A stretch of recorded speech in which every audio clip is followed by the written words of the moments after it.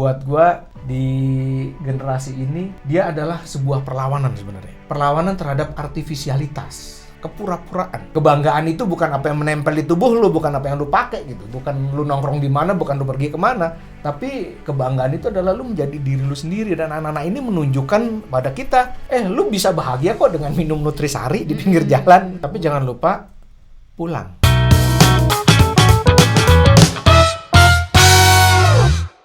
Halo sahabat Kompas.com, berjumpa lagi di Ruang Jernih bersama saya Heru Margianto, tapi biasa dipanggil Mbong. Dan teman saya Veronica Kaban yang biasa dipanggil Vika. Okay. Kita punya nama panggilan ya. Siapa? Kali ini kita dua-duanya punya nama panggilan. Punya panggilan. Gua Mbong, lu? Vika. Oke. Vika, kita mau ngomongin apa hari ini? Yang lagi ramai, tapi ini nggak sepekan ini mas. Ternyata 2 pekan tetap viral. Iya. Berharap sih terus-menerus ya. Citayam, tapi tulisannya Citayam ya. Citayam. Citayam. Citayam. Fashion Week ya? Week. Citayam Fashion Week. Iya, oke. Jadi gue menjakselkan diri gue, norak banget ya. Agak sih ya, Agak. mungkin. Tapi jangan berpindah ya, sahabat. Mas Embong memang suka begitu gitu. Tapi pasti mereka suka nih topiknya. Iya, gitu, Citayam Fashion Week yang lagi rame selama beberapa hari terakhir, bahkan 2 minggu gitu ya. Happening banget. Apa aja yang mau dibahas? Nah, kalau tadi aku pagi-pagi Mas dengerin di radio nih, habis dari perjalanan satu tempat ke tempat lain, dengerin di radio, masih topik yang sama gitu. Masih rame. Tapi kali ini lagi ada salah satu pionirnya posting atau mengunggah sesuatu di akun media sosial ya kalau tidak salah dengan mobilnya gitu. Oh iya, si Bonge ya. Bonge ya namanya. Bonge, ya. lalu plat nomornya tulisannya B8 apa gitu, Bonge gitu ya. 80 ya kalau nggak kayak gitu-gitu. Itu salah satu yang hari ini sih lagi hype gitu ya. Tapi Bonge itu kan salah satu. Ada beberapa orang ya yang sebenarnya cukup. Ada JJ, ada Roy, ininya seleb-selebnya ya. Sebenarnya aku nggak inget banget sih mas, kayak pertama kali kapan sih. Tapi yang sekarang lagi viral kan mereka ternyata bikin kayak apa ya, fashion show gitu ya. Apa namanya itu, catwalk ala-ala. catwalk di zebra cross itu ya. Iya, gitu, dan viral dan banyak juga artis-artis yang ikut serta. Betul. Pejabat juga happening, bawa tamu nunggangi yang happening ini ya. Ada Pak Anies bawa tamu dari Eropa berjalan di catwalk itu karena jadi ikonik kemudian ya. Ke zebra cross di sana. Ya happening banget sih ini ya. Seru sih sebenarnya melihat mereka bisa stylenya gitu. Mas Embong termasuk orang yang fashionable atau pagi-pagi tuh ya udah pakaian ini aja gitu kan, atau ya udah nunggu setengah jam ganti ini itu gitu. Gue fashionable gak ya? Jadi gue waktu SMA itu pernah diprotes sama temen gue. Enggak SMA. Pertama kali gue kerja itu gue pernah diprotes sama temen gue. Lu buluk banget sih, gue dandanin. Gue lalu diajak belanja. Lu pokoknya nggak boleh pakai baju ini, nggak boleh pakai baju ini. Lu pakai baju yang nanti kita beli itu. Udah akhirnya gue belanja deh, didandanin gitu. Karena katanya dia tuh kalau ngeliat gue gedek. Karena katanya baju gua, pilihan kaos gua sama celana gua tuh suka nggak pas kata dia, jadi mengganggu mata, makanya gua didandanin. Dan jadi gua rasa gua nggak fashionable karena gua nggak ngerti padu padan baju yang benar gimana. Iya, tapi berarti kita sama nih mas, makanya cukup mengapresiasi rekan-rekan muda kita ini, generasi Z kita ini yang kalau dilihat tuh enak banget loh padanannya, stylenya nggak ada yang norak, dan mereka kayak mau nunjukin. Kalau saya ya, mata saya aja ngeliatinnya gitu kan, di media sosial rame gitu ya. Terus yang monokrom gitu. Nah iya ya, ajaib ya. Tonnya itu monokrom ya, tonnya monokrom. Gitu. Apalagi kan sekarang makanya lagi terkenal itu cewek kue, cewek bumi, satu lagi cewek mamba yang hitam-hitam. Apa tuh? Jadi kalau yang suka pakai yang coloring warna-warni itu disebutnya cewek kue, yang tonnya pink ngejreng, cewek kue. hijau, Oke, gitu. cewek kue. Kalau yang bumi tuh ton-ton kayak membumi, nanti ada krem-krem hijau, krem-krem, hijau-hijau muda, iya tanah. Oke. Gitu. Kalau mamba yang hitam-hitam. Gue berarti mamba gue. Iya. Karena baju gue cuma 2 warnanya. Serius cuma 2? Kaos gue ini cuma 2 warnanya. Apa? Satu hitam, satu biru. Ini simple ya. Minimalis sebutannya. Karena ya nemunya itu aja sih. Oh ini cocok nih, udah gue pakai itu aja. Gitu. Nah, tapi buat gue yang menarik gini, Vic. Gimana? Awalnya Citayam Fashion Week kan sebenarnya adalah olok-olok ya. Awalnya itu adalah olok-olok, ada anak-anak yang nongkrong di sana, lalu kemudian dengan gaya berpakaian yang khas, dan netizen kemudian menjuluki mereka sebagai, oh ini Citayam Fashion Week nih, atau Citayam Fashion, stylenya anak Citayam. Tapi di situ terkandung apa ya? Terkandung olok-olok. Oh, terkandung olok-olok untuk terhadap gaya berpenampilan yang khas dari anak-anak ini. Tapi lalu yang olok-olok ini yang awalnya agak diresisteni gitu ya, agak ditolak, di acceptance. Sehingga diakui dan jadi happening kayak sekarang. Artis-artis ikut ke sana, pejabat ikut ke sana. Lu bisa ngeliat apa ya yang apa yang membuat jadi hype gitu. Iya, yang tadinya diolok-olok jadi hype gitu.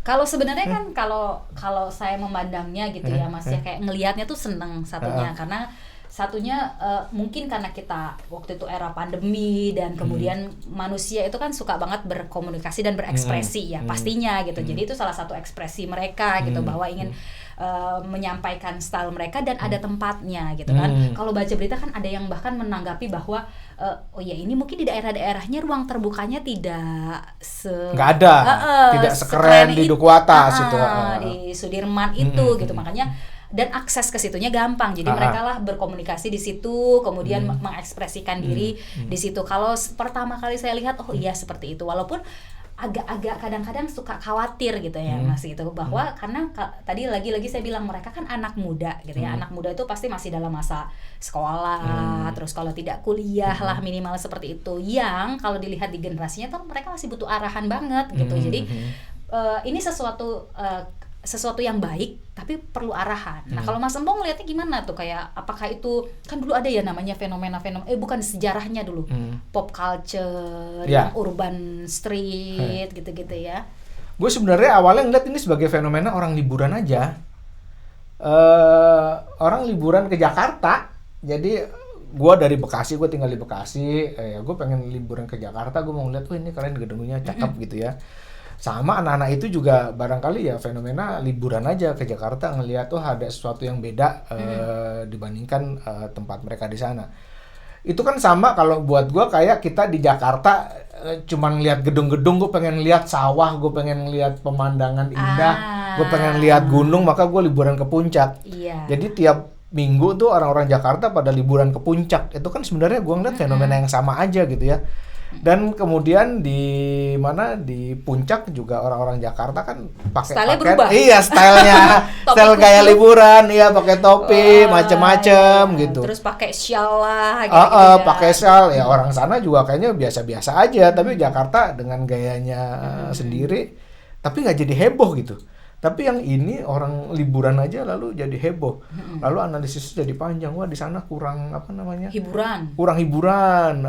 Tempat terbukanya kurang gitu. Tapi boleh sih sekalian. Ya boleh banget gitu. Sekalian agak nyentil-nyentil gitu ya kan, enggak apa-apa, bagus gitu kan. Tapi sebenarnya kan enggak awalnya kan nggak sampai segitunya ya Mas, ya mereka hanya ingin jalan-jalan tadi, nongkrong-nongkrong, awalnya gitu ya, jalan-jalan, minum Starling, Nutrisari dan kawan-kawan gitu ya. Jadi mereka sebenarnya seperti itu gitu ya, tetapi memang bagus juga ketika jadi hype, jadi orang concern juga ya Mas gitu ya, maksudnya artinya mereka peduli nih memperkirakan dampak negatifnya apa, terus perlu dikasih apa nih supaya menunjang, ya bagus juga karena memang ada kekhawatiran dari masyarakat juga ya, kayak misalnya ini jangan-jangan nongkrongnya agak sedikit bermasalah nih, makanya ada masukan-masukan dari sejumlah pihak ya, ya tidak boleh ini, tidak boleh itu gitu, kalau bisa pulang cepat waktu gitu, apalagi sekarang sudah masuk sekolah gitu. Menurut saya sih baik-baik aja gitu, tetapi tampaknya mungkin ini bisa jadi panjang nih Mas,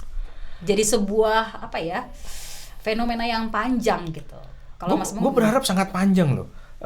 Meskipun mungkin gue ngeliat ini fenomena yang sifatnya sebentar kali ya, hype lalu kemudian hilang dan ya udah orang menikmati Jakarta gitu aja.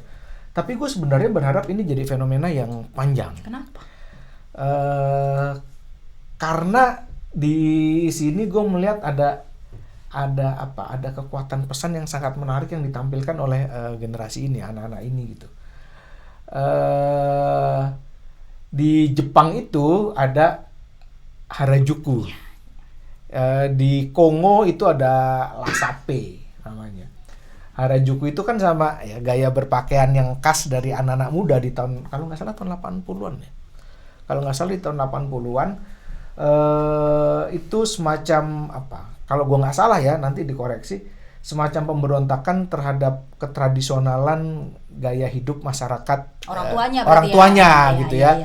Jadi mereka kayak ngelawan terhadap orang tuanya, memberontak gitu ya, terhadap pakem-pakem kehidupan yang mereka anggap tradisional karena bapak mereka, ibu mereka adalah generasi baby boomers. Lalu pemberontakan itu mereka tampilkan dalam bentuk gaya berpakaian yang sangat unik. Dan akhirnya itu bukan lagi cuman sekedar gaya, bukan sekedar pakaian ya, tapi itu adalah simbol dari nilai-nilai yang mereka yakini sebagai benar menurut mereka gitu. Berarti ada nilai-nilai apa ya, perjuangannya dong kayak gitu, kecil-kecil tapi nggak berasa, tapi ternyata kalau dalam jangka waktu yang lama tuh pesannya kuat banget. Iya, gitu pesannya lalu jadi kuat karena itu jadi panjang gitu ya. Jangan-jangan maksud Mas Embong tuh kayak, kan sebelum ini kita pernah ada yang fenomena flexing. Ya, berapa outfit lo gitu-gitu yang nanti dari atas sampai bawah dinilai gitu. Tapi kalau ini kan berbeda ya, Mas, yang di beda. Sini. Sama kayak misalkan di sejumlah tempat itu ada perlawanan yang ditampilkan dalam bentuk pakaian atau gaya berpakaian ya. Di Kongo itu ada namanya Lasape. Gue nggak tahu bener gak ya ngomongnya itu bahasa Perancis Lasape. Takutnya salah ya. Iya. Lasape apa itu Lasape. Tapi itu singkatan dalam bahasa Perancis yang artinya adalah kelompok masyarakat yang menceriakan, yang menggembirakan dan berpenampilan elegan. Jadi di Kongo itu sampai sekarang masih ada tuh, di Kongo itu ada kelompok masyarakat yang rela berpakaian necis. Oh, tuh gambarnya tuh, Mas. Iya kan? Nah, ya kan, berpakaian berpakaian necis dan itu nggak KW loh. Itu ori. Jadi mereka beli padahal di bukan Itali. Mereka termasuk dalam negara yang. Nah, itu yang menarik tuh. Ini mereka belinya ori dari Itali, dari Prancis, desainer kenamaan, dan itu harganya mahal banget.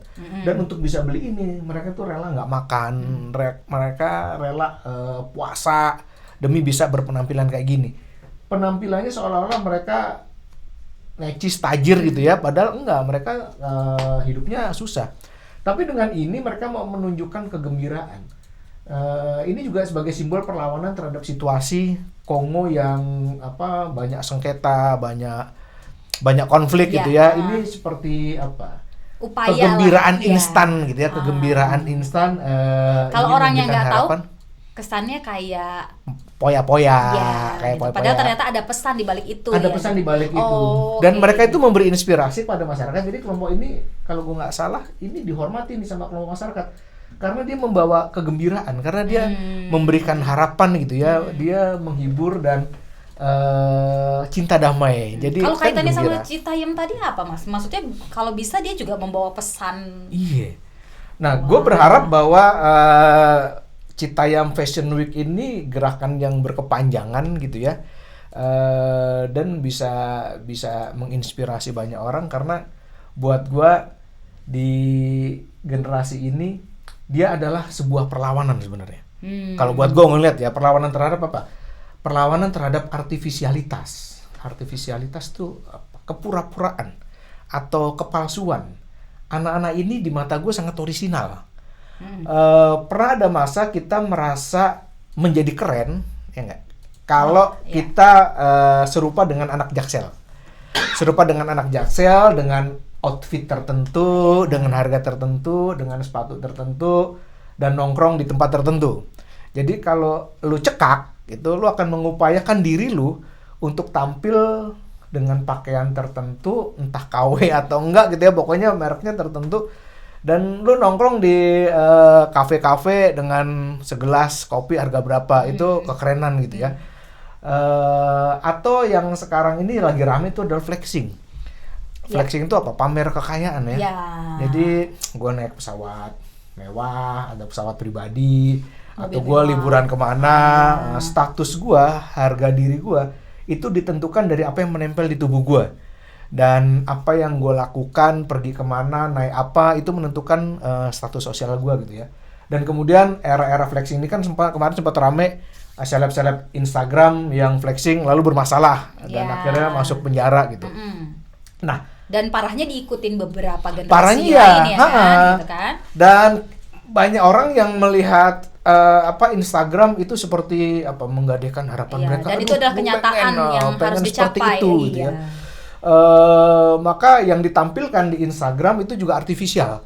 Yang ditampilkan di media sosial itu juga artifisial. Kita tidak pernah menjadi diri kita sendiri di media sosial, karena buat kita yang keren itu adalah bukan yang orisinal kita, tapi yang artifisial. Nah, anak-anak ini menurut gua adalah orisinal, artifisial.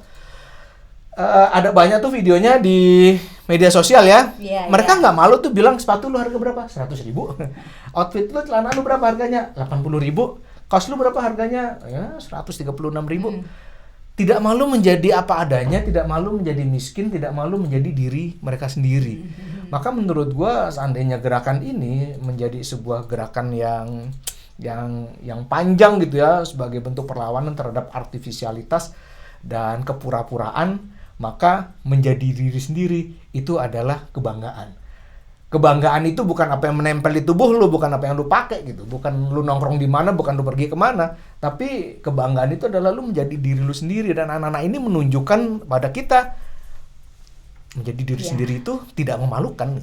Keren banget sih. Keren Dan banget. sebenarnya ya bener sih, ada banyak banget yang butuh waktu misalnya berjam-jam untuk mengedit sebuah tampilan di foto, feed, ya kan, gitu lu ada jerawat lu di Photoshop dikit supaya indah. Kalau nggak di fotonya backgroundnya kalau bisa yang menunjukkan sesuatu yang agak lebih Iya. berbeda. Nah, kalau ini kan jalannya kita tahu, pakaian yang dia gunakan kita tahu, bahkan apa yang dia konsumsi juga ada di situ, gitu-gitu. Wah, keren banget sih, Mas.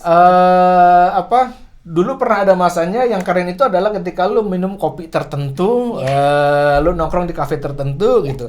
Tapi anak-anak ini menunjukkan, lu bisa bahagia kok dengan minum Nutrisari di pinggir jalan, dengan minum Starling di pinggir jalan, lu bisa happy, menjadi diri sendiri gitu. Bahkan sampai walaupun memang ada ini ya concern tadi ya Mas ya, misalnya soal kebersihan, keamanan dan kawan-kawan, bahkan akhirnya diarahkan menjadi duta-duta gitu kan sih Mas? Iya, duta kebersihan, duta nongkrong gitu. gitu ya. Iya, itu persoalan yang harus ditegakkan sih menurut gua. Siapapun yang nggak pandang bulu, orang yang berada di tempat-tempat publik dan membuat kotor, ya Pak Satpol PP ya harus bertindak lah. Bukan bahwa mereka anak Citayam, bukan, tapi siapapun yang berada di sana, siapapun yang berada di ruang publik ketika menciptakan kekotoran-kekotoran itu ya dan memang mereka generasi di mana kita juga yang sebagai generasi di atasnya harus ngingetin gitu. Jadi jangan sekali salah langsung nyinyirin kayak itu adalah kesalahan yang fatal. Tidak, mereka kan sedang dalam masa belajar misalnya kayak tadi mungkin jadi kotor ya dikasih tahu gitu kan. Makanya mereka harus sama-sama kita ajarin, sama yang kayaknya kalau lagi ramai itu foto-foto waktu pagi hari orang berangkat kerja mereka masih tidur-tiduran, sisa-sisaan lah gitu ya. Betul. Kan? Ya jangan langsung ya kan, komentarnya kan banyak ya gitu. Nah, maksudnya kan mereka lagi-lagi masa seperti itu gitu. Ya tinggal dikasih tahu pihak-pihak yang tadi lagi-lagi Satpol PP kan harusnya juga mengingatkan ketertiban di ruang publik tadi ya, diingatkan gitu. Siapa tahu mereka nggak tahu karena mungkin mereka merasa bahwa yang seperti itu tuh pasti keren gitu. Sementara kan tujuan yang pertama tidak begitu gitu kan. Dan lagian yang itu nggak terlalu banyak ya, atau banyak yang masih ada beberapa sih, karena mungkin acara yang kemarin rame-rame itu ya, lalu kalau kemarin kan disebutkan bahwa mereka ketinggalan kereta gitu. Ya tapi sekali lagi itu persis sama kayak aturan soal kebersihan. Betul. Bahwa tidak boleh lu tidur di situ, karena itu memang tidak diperuntukkan buat orang tidur gitu, sehingga penegakan hukum sih wajar banget untuk dilakukan gitu. Nah, kalau misalnya saya gara-gara ini juga baca yang itu loh Mas, adakah kemungkinan ini ya tadi kalau tidak ada yang menggerakkan kan keinginan tadi kayak Mas Embong itu kan nggak mungkin tercapai gitu. Kayaknya yang ini jadi takutnya jadi viral sesaat aja gitu. Sementara ada gerakan-gerakan fashion lainnya seperti Jember gitu-gitu kan, yang itu bisa sampai mendunia misalnya kayak gitu. Nah, gimana caranya nih supaya misalnya ini bisa ya tadi jangan sampai viral hanya misalnya atau didompleng oleh pihak-pihak tertentu hanya untuk bikin viral gitu-gitu kan. Nah, udah selesai habis itu mereka nggak diarahin lagi kayak gimana-gimana gitu, Mas. Natural aja sih menurut gua, natural aja kita lihat ke depan itu akan jadi seperti apa. Apakah fenomena ini akan tetap ada rame di sana? Apakah mereka masih akan nongkrong di sana? Apakah orang masih akan menunggangi itu? Tapi kalau dari sisi konten ya, kalau dari sisi konten media sosial, pasti timingnya nggak akan lama ya. Kan sesuatu yang hype kayak gini itu akan ada masanya lalu kemudian kelar. Tapi seandainya mereka masih ada di sana, itu akan menarik gitu ya buat gua. Itu akan menjadi cermin dan refleksi setiap kali kita lewat. Seandainya ada anak-anak itu di sana gitu ya, dalam bayangan gua setiap kali ada anak-anak itu di sana dan kemudian mereka ngonten dan setiap kali lewat sana gitu kayak bercermin, jadi diri lu sendiri lo ya, jadi diri lu sendiri lo ya. Maka duku atas kemudian seandainya anak-anak itu ada, itu menjadi cermin bagi setiap orang yang lewat di sana untuk menjadi dirinya sendiri. Lu berharga bukan karena apa yang lu pakai, lu berharga bukan karena lu pergi kemana, lu berharga karena lu adalah manusia yang memiliki karakter lu dan cukup menerima diri lu apa adanya, dan itu cukup untuk menjadi bahagia gitu. Ini pesan kita yang agak berat nih, tapi maksudnya seru juga sih, nggak sampai kepikiran segitunya waktu lihat itu viral di media sosial kan kita ketawa-ketawa lucu-lucuan aja gitu, tapi ternyata kalau dikulik-kulik lagi tuh pesannya dalam gitu, apalagi mereka tuh yang generasi muda yang memang harus kita ingetin gitu ya kan. Takutnya gini Mas, misalnya orang yang melihat itu oke, kalau ke situ berarti kemungkinan ya lagi-lagi pesannya lewat gitu Mas. Artinya misalnya gini, ada beberapa orang yang viral gitu kan, terus kemudian menjadi tiba-tiba bukan mendadak kaya ya, tapi pendapatannya bertambah gitu. Nah, di pihak lain generasi-generasi yang lain berpikir kalau ke situ terus buat konten udah pasti nih akan dapat endorse dan kawan-kawan. Kan nggak gitu juga ya Mas. Maksudnya pesan yang tadi dapet, cuman takutnya ada beberapa anak muda lainnya gitu yang berpikir bahwa oke, jadi begitu itu adalah tujuan utama gitu. Ya nggak juga kan Mas gitu. Takutnya. Iya. Ya ini apa ya, bagian dari persoalan lama, bahwa kebanyakan dari mereka kan gue nggak tahu ya kebanyakan atau enggak, tapi ada beberapa dari mereka yang kita tahu putus sekolah gitu ya. Betul. Berapa dari mereka melanjutkan sekolah karena persoalan macam-macam lah, mereka punya persoalannya macam-macam. Nah, gue nggak ngerti juga apa yang bisa dilakukan terhadap mereka ya. Kemarin Pak Sandi nawarin beasiswa ke siapa sih, Roy ya, tapi Roy-nya nggak mau gitu ya. Karena terakhir gue baca di kompas.com, ya karena nggak nawarin langsung ke saya sih, tapi coba nawarin langsung ke saya, tapi mendingan nggak usah saya nggak apa-apa lah, mendingan bantu bapak saya aja gitu. Jadi dari mereka itu juga ada kesadaran bahwa ya kayaknya gue nggak mungkin kesana gitu ya. Tapi barangkali duku atas bisa menjadi ruang-ruang kreatif buat anak-anak itu. Kalau sekarang kan konten ya, katanya konten ya, jadi konten kreator. Gue belum lihat juga sih apa yang mereka hasilkan, foto-foto atau video macam apa yang dihasilkan. Tapi seandainya duku atas bukan sekedar menjadi ruang terbuka, tapi bisa menjadi ruang kreatif bagi siapapun untuk bisa menghasilkan sesuatu, kayaknya bakal menarik juga tuh. Iya, harusnya disisipin sesuatu, misalnya tadi ya Mas, mereka juga diberikan ruang kreativitas, tapi ada arahannya Mas mungkin gitu. Jadi konten-konten kreator yang lebih senior tuh mungkin turun juga gitu, karena mungkin kalau dikasih yang expert gitu, mereka mungkin belum levelnya, bukan level sih, maksudnya mereka tidak tertarik karena mereka datang ke situ kan untuk berekspresi ya. Mungkin jadi yang sekomunitas dengan mereka mungkin mereka akan dengar gitu Mas. Jadi misalnya panggilan kepada konten kreator senior gitu kan, bisa kasih arahan nih harus gimana, kasih pelatihan kali ya. Kasih pelatihan bagaimana cara bikin konten, dan kita nggak tahu ide-ide kreatif apa yang bakal muncul dari mereka ya. Gitu. Jadi kalau betul tuh, ruang-ruang kayak ruang gitu kreatif ya, jadi ruang duku atas jadi ruang kreatif. Jadi kalau kemarin tuh kan yang Citaim Fashion Week itu tadi kan artis-artis, bukan sih sebutannya apa sih Mas, model-model senior. Model-model senior. Datang ngajarin sekalian ya, ngajak konten tapi sebenarnya kan ngajarin secara tidak langsung gimana sih kalau kita berjalan di catwalk. Nah, itu menurut saya keren banget ya. Itu jadi konten loh itu. Iya, jadi itu konten. Kan jadi konten kan ya? Jadi tapi konten sekaligus mengedukasi. Betul. Kayak ada tuh kalau tidak salah dia diajarin style foto yang keren gitu. Jadi kakinya di sini, tangannya di sini.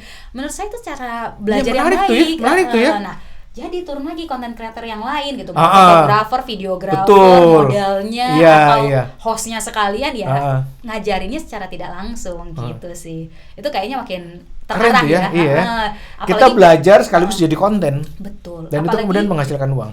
Bisa sustain Mas. Artinya dia dapat sesuatu, diajarin kalau habis dapat tuh diapain gitu. Takutnya kan dia cuman masa tertentu doang gitu. Misalnya tadi ya udah niatnya baik sih ngasih ke orang tua udah, tapi dia mungkin harus diajarin juga gimana sih ngelola pendapatan dari media sosial ini gitu-gitu. Harapannya sih seperti itu sih Mas. Jadi mereka nggak berhenti gitu, dan orang-orang yang lain ngikutinnya juga dengan jalur yang benar. Ini kan ada beberapa orang yang terkenal nih 4 gitu ya, kalau misalnya 4-5 gitu kan. Ya 4, JJ, Roy, Kurma, Bonge ya.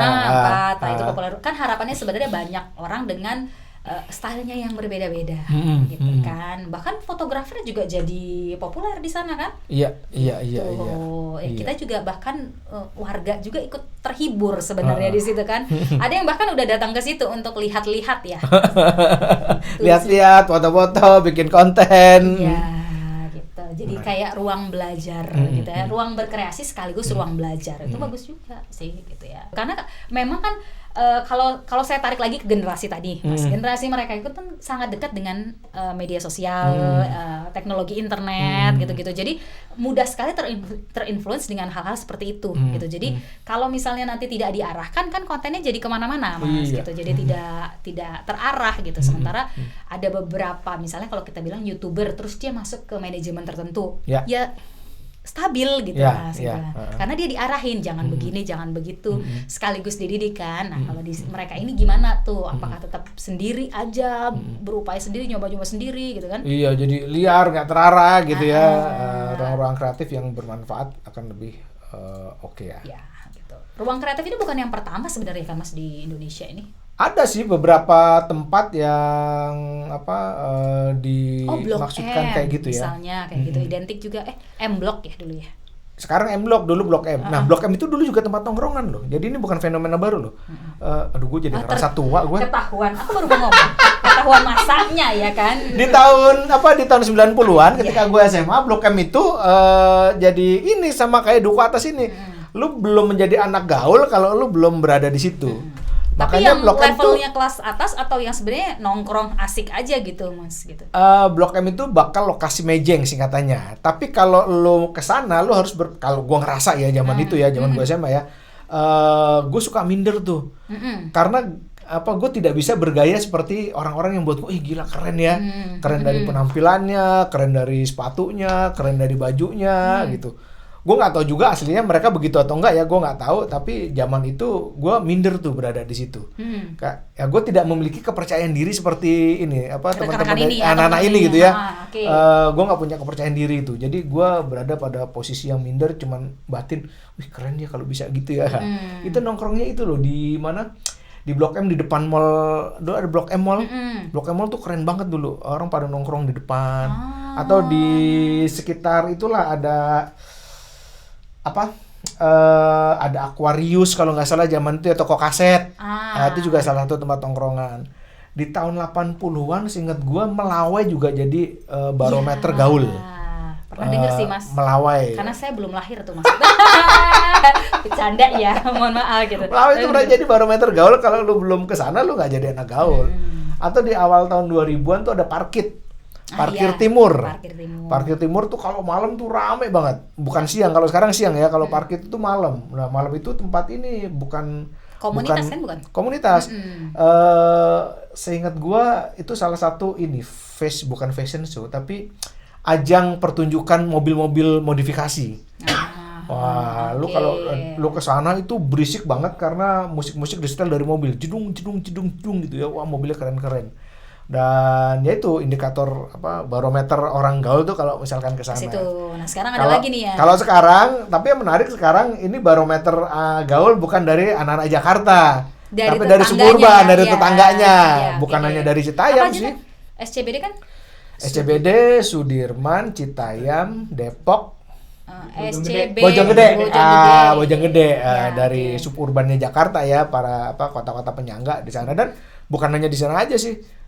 Kemarin gue lihat ada di video anak Cikarang atau dari Jakarta Timur gitu ya. Jadi ini tempat nongkrongnya anak-anak yang dari luar Jakarta. Bagus juga ya Mas ya. Jadi makin lama makin dibahas gitu kok kayak ternyata lebih banyak dampak positifnya asal diarahkan tadi ya gitu. Ternyata seru juga gitu dan ada masa-masanya gitu. Jadi ini jadi bahan cerita juga di masa mendatang gitu bahwa ada fenomena seperti ini yang juga membawa sesuatu ya pasti ada positifnya juga ya kan? Gitu. Ada pertanyaan kah dari sahabat-sahabat Kompas.com? Yuna? Ada. Waduh, ada apa tuh? Ternyata ada. Jangan susah-susah dong ya pertanyaan ya kan? Atau mau kasih komentar sebenarnya gitu. Jadi tanggapan mereka soal fenomena ini tuh kayak apa sih? Iya, gitu. ada tanggapan nggak? Ada tanggapan atau pertanyaan? Ada. Tapi mereka lagi rajin dipanggil di berbagai program televisi. Ya lagi misalnya. happening nih dari televisi, lalu YouTuber gitu ya. Diajak kolaps gitu ya. Lagi panen penghasilan juga. Itu harus diajarin kan gimana cara mengelolanya. Takutnya habis gitu ya kan. Oke, Mas, aku tuh nggak pakai kacamata loh ya. Wah, lu berarti berkacamata ya? Iya, harusnya. Lu menyangkal itu jati diri lu berkacamata. Suka kayak ya gimana ya? Mau bilang enggak juga ya udah terlanjur menyangkal. Oke, ini ada Pemkot Depok usul gabung Jakarta, apakah berharap Depok bisa buat space kayak Sudirman? Gimana menurut lo? Kalau Depok gabung Jakarta bisa buat space kayak Sudirman nggak? Ya enggak, sebenarnya kan sudah punya wilayah masing-masing. Tapi tadi lagi-lagi bagus tuh kan misalnya Pemkot sekitar melihat nih, oh ternyata mereka tuh butuh yang kayak gini, ditiru kan bagus dong. Ibu kota memang jadi percontohan, mereka juga bangun yang serupa dengan ciri khasnya masing-masing. Tapinya sebenarnya kan gara-gara ini saya baru tahu kalau Citayam itu tulisannya Citayam karena Citayam gitu. Saya baru tahu juga. Lu dengernya Citayam gitu ya? Sebagai orang bukan besar di Jakarta itu saya dengernya Citayam. Oh, gitu. Baru tahu tulisannya ternyata Citayam. Gitu. Jadi menurut saya ini terus ada yang pernah bahas.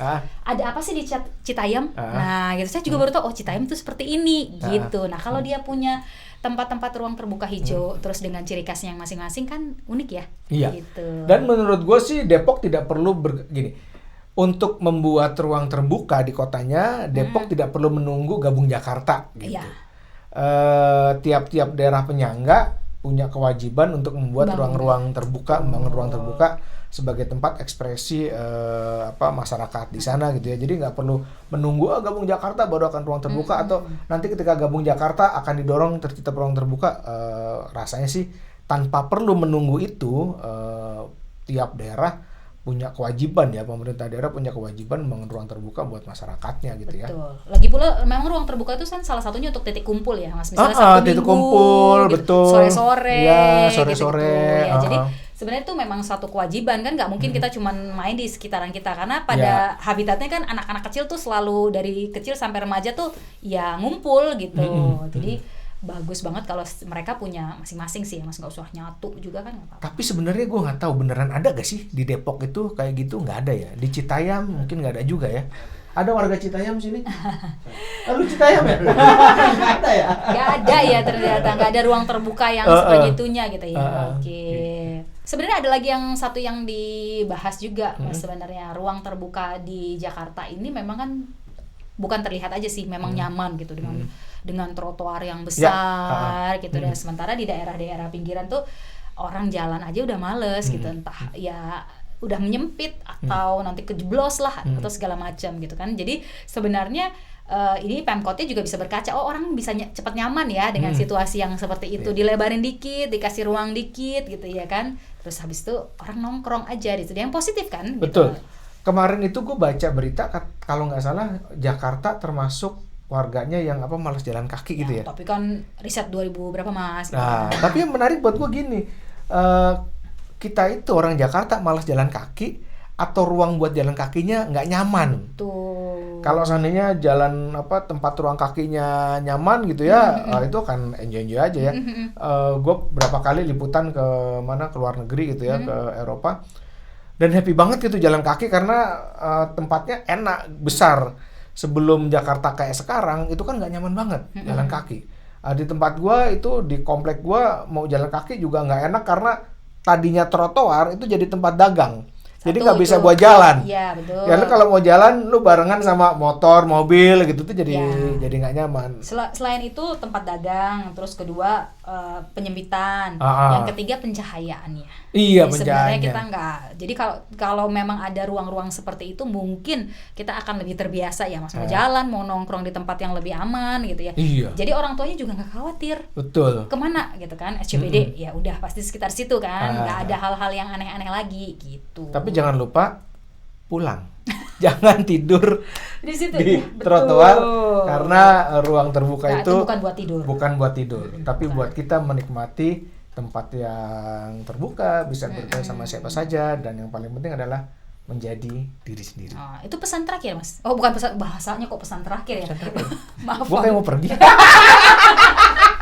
Bukan, maksudnya pesan buat teman-teman yang sedang lagi berkreasi itu loh, iya, gitu. Tetap jadi diri sendiri ya. Iya, gitu. tetap menjadi diri sendiri dan tidak menjadi artifisial, itu adalah sesuatu. Ya. Bahagia menerima apa adanya dan tidak takut menjadi apa kita. Nah, itu adalah rasanya pelajaran yang bisa kita petik dari mereka.